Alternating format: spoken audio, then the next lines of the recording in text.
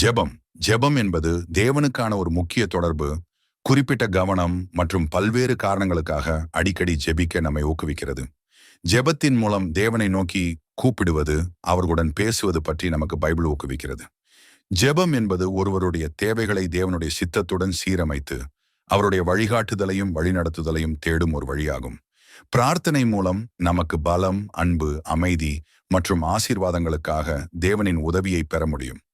பல்வேறு வகையான பிரார்த்தனைகள். வேண்டுதல், இதில் குறிப்பிட்ட தேவைகள் மற்றும் கோரிக்கைகளுக்காக தேவனிடம் கேட்பது அடங்கும். பரிந்து பேசுதல், மற்றவர்களுக்காக ஜெபித்தல், அவர்களுக்கு தேவனின் தயவையும் ஆசீர்வாதத்தையும் தேடுதல்.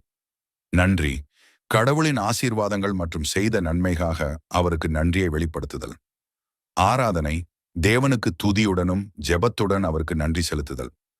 ஒப்புதல் வாக்கு மூலம், பிரார்த்தனையில் பாவங்களை ஒப்புக்கொள்வது மற்றும் மன்னிப்பு தேடுவது. மத்தேயு 21:22.